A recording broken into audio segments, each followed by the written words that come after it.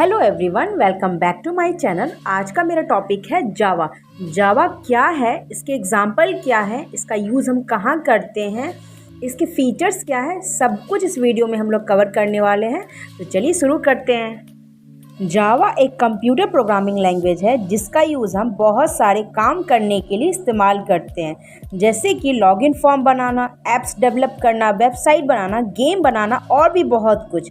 ठीक है, तो जावा कोड में हम इंस्ट्रक्शन को लिखते हैं क्योंकि कंप्यूटर को हमारी लैंग्वेज समझ नहीं आती, इसीलिए हमें उसी के लैंग्वेज में लिखना पड़ता है और फिर कंप्यूटर हमारे इंस्ट्रक्शन को समझ जाता है।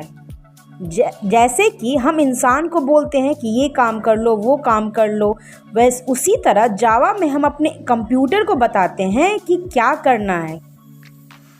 एक एग्ज़ाम्पल लेते हैं।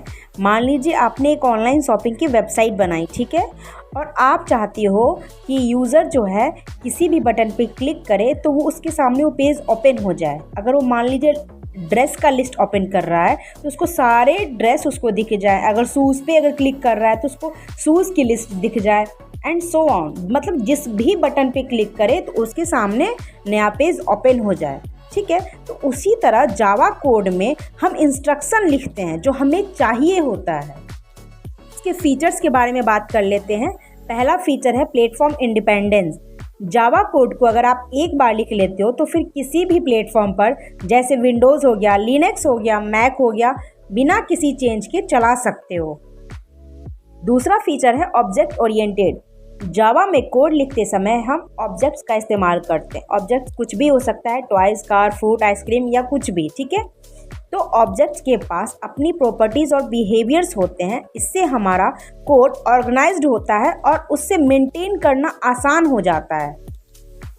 तीसरा फीचर है simple and easy to learn. Java को समझना आसान होता है क्योंकि ये दूसरी लैंग्वेज जैसे C++ या C# के काफ़ी मिलती जुलती है, जिससे इसको समझना बहुत ही आसान हो जाता है। चौथा फीचर है सिक्योरिटी। जावा सिक्योरिटी के लिए फेमस है। कोई भी एप्लीकेशन सिर्फ उन रिसोर्सेज तक ही पहुंच सकता है जिन्हें उसका एक्सेस अलाउड है और दूसरे सेंसिटिव एरियाज तक पहुंचने से रोकता है। पांचवा फीचर्स है मल्टी थ्रेडिंग। जैसे कि आप एक साथ बहुत सारे काम कर सकते हो, जस्ट लाइक फ़ोन पे बातें करना और टीवी भी साथ में देखते हो, तो वैसे ही मल्टी थ्रेडिंग में एक साथ कई काम चलते रहते हैं जिससे सारा काम तेज़ी से हो जाता है।